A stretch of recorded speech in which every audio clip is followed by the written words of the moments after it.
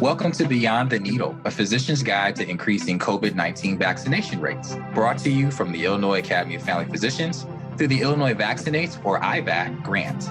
I am Carl Lambert, a family physician and a member of FAAFP, and I'm an assistant professor of family medicine at Rush University Medical College. IVAC is a joint effort administered by the Illinois chapter of American Academy of Pediatrics, the Extension for Community Health Outcomes, ECHO Chicago, and the IAFP. Funding for this podcast series was provided by the Office of Disease Control through the Illinois Department of Public Health. Through this podcast series, we will empower the primary care physician to feel confident in implementing COVID-19 vaccination so that their patients can receive the vaccine at a routine visit.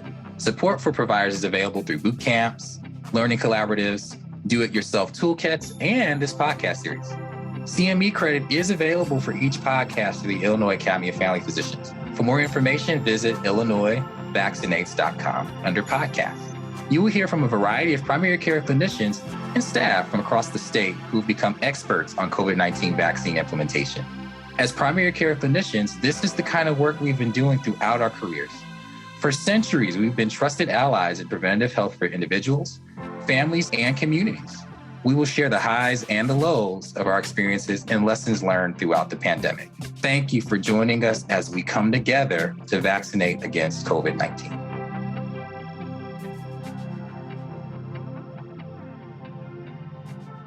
Good afternoon, and thank you for joining us for our IVAC podcast series, Motivational Interviewing During the Uncertain Times of COVID-19.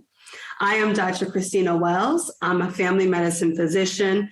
I work at the University of Illinois Miles Square Health Center, and I'm also a board member of the Illinois Academy of Family Physicians. And I'm Mustafa Alavi. I'm a delivering family physician with Erie Family Health Centers. And I'm really excited to be here with you, Dr. Wells, for this topic.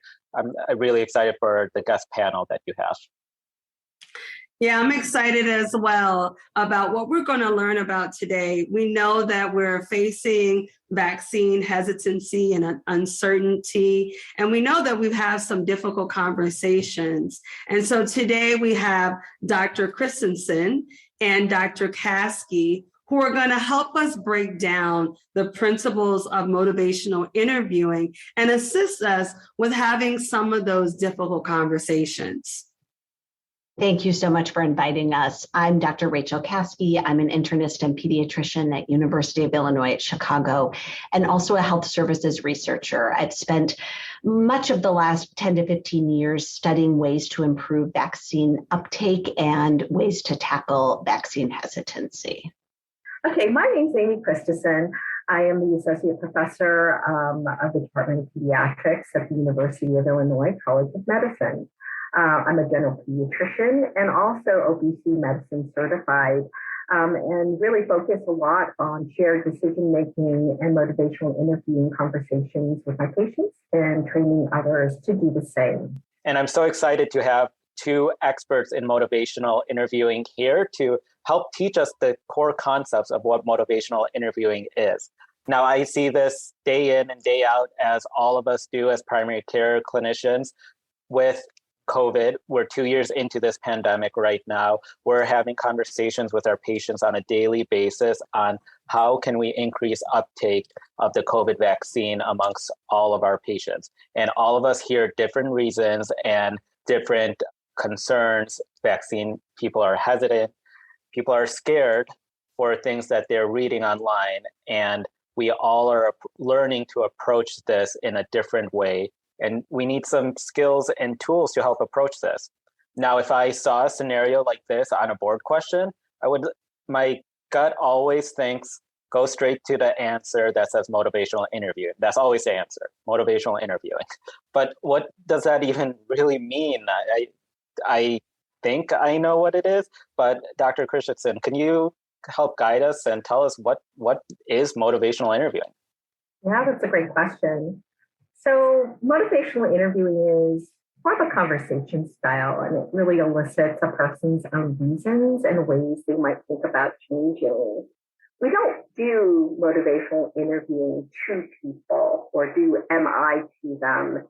This is really a conversation that we have with folks. And so when I think about MI or motivational interviewing, I really think about what the spirit of it is, and I like to characterize it in the acronym CAPE, C-A-P-E. C, it's for compassion. And motivational interviewing, what drives it is really truly wanting what's best for the person in front of you, based upon how they define it for themselves. A is for accept, which is probably the most difficult thing for us as clinicians, that we accept their autonomy to choose. It doesn't mean we give up on them, but it just means that we accept that. And P is for partnership, to come alongside with them about this conversation and considering their own reasons for change or maybe leaving things the way they are.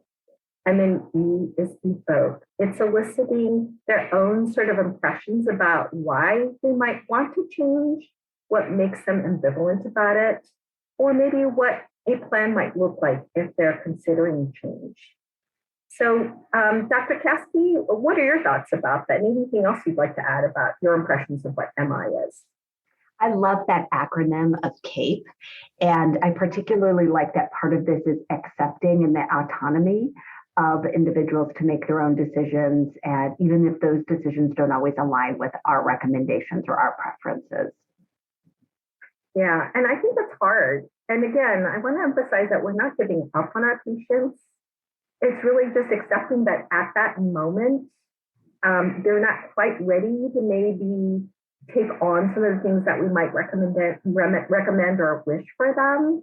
But knowing that, I think everybody's at different places for change or stages of change, and it's not constant. And that's the cool thing. I think about primary care medicine. We have this wonderful longitudinal relationship with our patients. And so there's always an opportunity to have another conversation.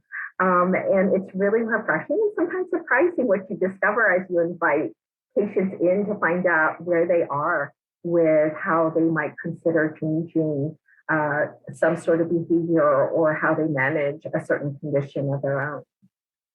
So let's talk a little bit about how to break this down in the context of real world care.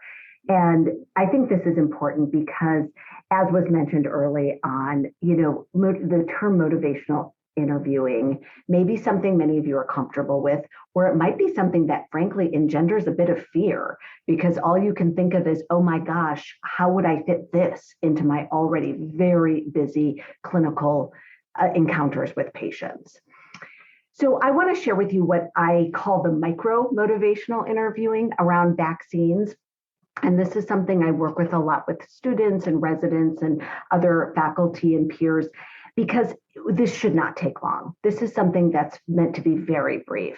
Vaccines are often something we tackle at the end of our visits historically, and that may not be your practice, but often they're at the end of the visit. It's sort of one of those closing statements of what the last recommendations of the visit.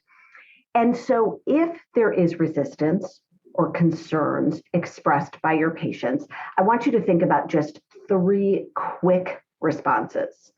First, simply ask what the concern is. Don't get confrontational. Don't resist the concern. Just ask, what are your concerns? Followed by an affirming statement. Many people share those concerns. Many of my patients have expressed that before. I've heard that before. Chances are you have not, there's nothing new you've heard with vaccine hesitancy, right? We've all heard it all. So it's very likely that you can say a very earnest statement that I've heard that concern before. Others share that concern. And then finally, give a simple, single summary statement.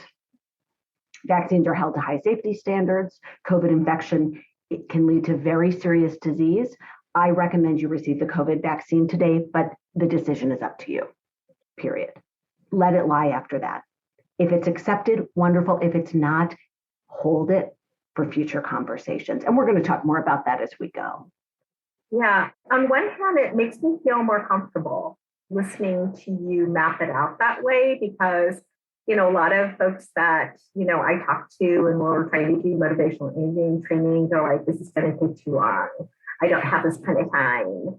But when you map it out that way, I feel like I can envision myself actually getting this done, because it's not like 100 hours in front of this patient trying to convince them to do this, right? That's right.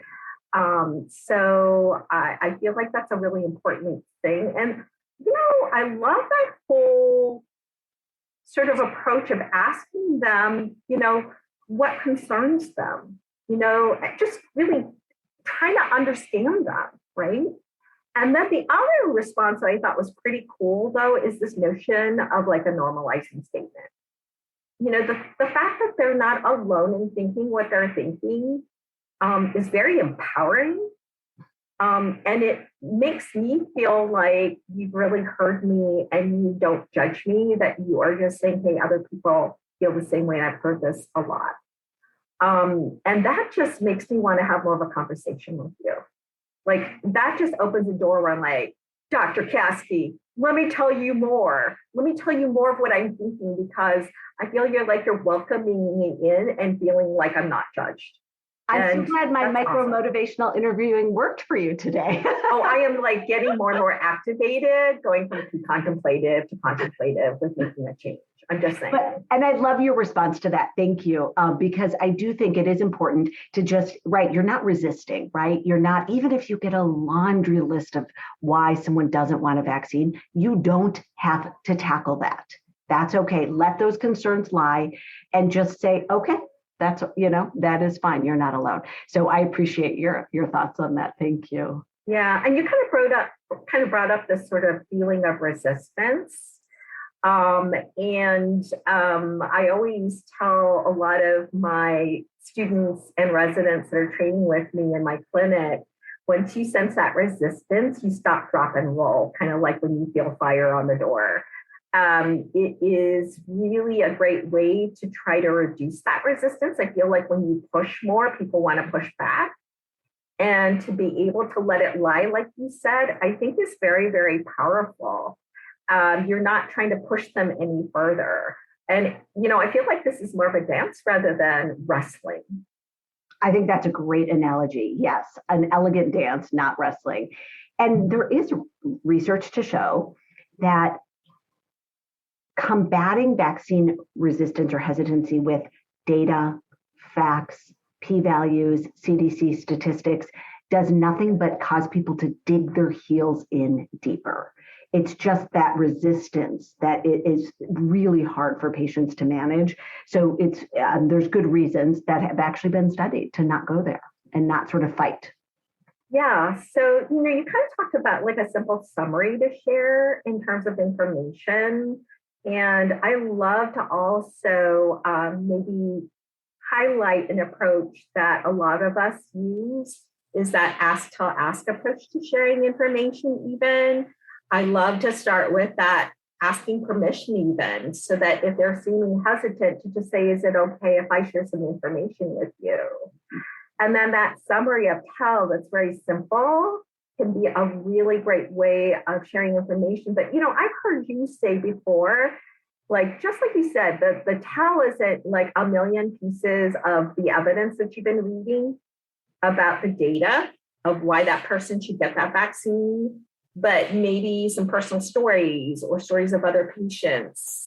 And, maybe the information that made them think, I think it's okay for me to get a vaccine, for instance. And then maybe following up with asking, what do they make of this information, or how are they feeling about this? So that ask, tell, ask is a really great way of also sharing some of that summary information. What are your thoughts? And then keep the conversation going, right? It's okay if no is the answer today. Hopefully we're going to see that individual back in the near future, and we just keep the same conversation going.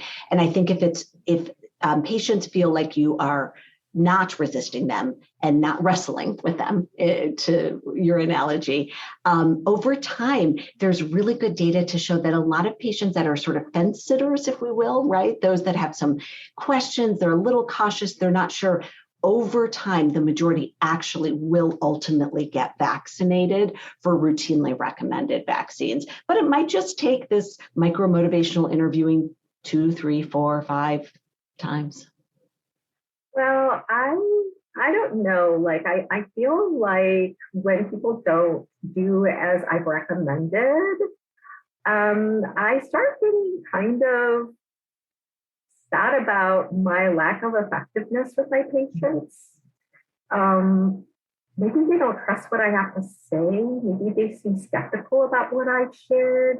I kind of get tired of having to confront that day in and day out. I don't know.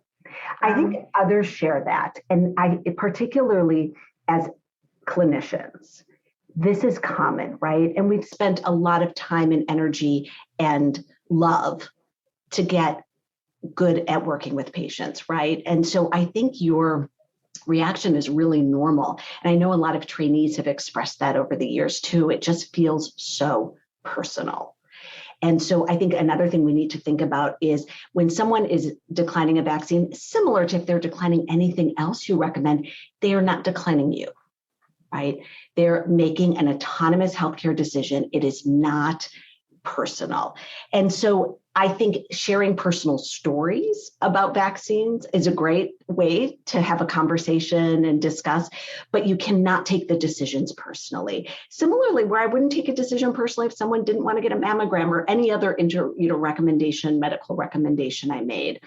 So we can make it personal. We can make the conversation personal. We can talk about how we've been vaccinated against COVID, my children, my family members, so forth.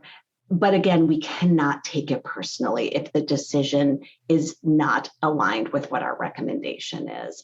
And I think this is an area I've grown a lot in the more recent years to not take these things personally because they do weigh on you. And I do worry that leads to burnout and other dissatisfaction with patient care. And instead just allow people to make those decisions and slowly keep trying. Yeah, I feel like that frustration comes from a really good place though. You know, I see so many healthcare clinicians that are really frustrated. And I think they really, truly want what's best for the patients that they care for every day. It comes from a really great place. And they get frustrated when their patients don't go along this and they feel personally responsible and view it almost like a failure that they don't come alongside with your recommendations. And somehow your success is contingent upon your patients doing what you've asked them or recommended for them to do. And that's a big responsibility to shoulder, I feel. And I remember early in my career where I took that responsibility really seriously. I wanted so much for my patients to be better and to be safe. And when they didn't do as I've asked and recommended, I took that personally, and I felt like it was a personal failure because I didn't do what I trained to do, and that was to make people's lives better. So I don't think that it comes from a bad place, but then that notion of accepting autonomy and just realizing in this moment that patient's not ready, and it's not really about me, it's really about them. And maybe even showing some compassion to yourself as well as to them that in that moment, it's just not the right time, can be very empowering. It reduces that burden and lifts off of your shoulders. And it's not like you don't care and you have dissociated. It's more just recognizing the situation for what it is. It's just not the right moment for them. And boy, is that a relief. It really is. I think that is a great way to conclude this discussion, is giving ourselves a break, right? So that we don't burden and shoulder a negative response around a vaccine, but yet trying to keep motivated to keep the discussion going. I agree. This was fantastic. Thank you, Dr. Caskey and Dr. Christison. And just to recap, Dr. Christison, can you summarize for us what motivational interviewing is for the audience and the CAPE acronym that was so helpful? Absolutely. So motivational interviewing is a conversation style, and it really elicits another person's own reasons or ways that they might consider changing. And it's not something you do to people, but it is just something that you engage and partner with others about. So the spirit behind it is C, compassion, really wanting what's best for that person in front of you, A, accepting their own autonomy to choose, B, partnering. So this is less of a hierarchical situation where you're telling them what to do, but really coming alongside them. And then evoking, trying to invite them to the table and invite their perspectives of what's important to them, why it's important to them, why they're ambivalent, why are they hesitant? And then if they are ready, what is their next step or their plan in a way that is really resonating with them. Awesome, Great. awesome. And Dr. Caskey, I thought you hit the nail on the head with micromotivation and how we talk about vaccines at the end of the visit. I'm often just lifting my laptop up, about to go, and then I look through their vaccines, and then I'm like, oh, they haven't had their COVID vaccine yet, or they need their booster. How do I best address this when I need to see my next patient? And can you recap for the audience as well, the 3 simple things you mentioned for approaching micromotivation? Certainly. So 3 simple questions. Simply ask, what are your concerns? You don't have to address them, just ask. Acknowledge or affirm that it's normal to have concerns. Other patients have them, other people have them. Just affirm that that is normal. And summarize with your medical recommendation. And this is really important. Vaccines are a medical recommendation. So I usually say something like, as a reminder, vaccines are held to very high safety standards. COVID is a very serious infection, could lead to serious disease. I recommend that you get the COVID vaccine today, but it's important for you to make that decision. And then you're on your way. Wonderful, wonderful. Thank you both, Dr. Christison and Dr. Caskey. This has been a great informational session. We know that we have learned a lot today, and we appreciate the information that you have shared. Do either of you have any additional closing thoughts that you would like to leave with us today? I'll just remind everyone to feel free to use personal stories, but don't take the answers personally. At the end of all of this, really great takeaway too is that notion that all of us experience vaccine recommendation fatigue. And so there are some days you may come away with this thinking that you want to try some of this, but there's some days you're not going to feel it and you're going to be exhausted. Yeah. Don't beat yourself up over it because we've all been there, right? Wonderful, wonderful. So thank you both again for all the information that you have shared today. This has been, again, very informational. We thank you for joining us today. This was awesome and a lot of fun. Stay tuned for part 2.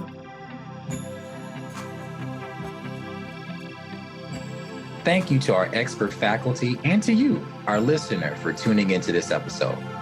If you have any comments, questions, or ideas for future topics, please contact us directly at podcast@ilvaccinates.com. For more episodes of Beyond the Needle, please visit illinoisvaccinates.com/podcasts. You'll find links to resources, transcripts, speaker disclosures, a survey to gather your feedback, and instructions to claim CME credit. Subscribe to this podcast series on Healthcare Now Radio, Spotify, Apple, Google Play, or any of the major podcast platforms. Please follow the Illinois Vaccinate Project on Facebook, Twitter, Instagram, and LinkedIn. Thank you again. We hope you tune into our next episode.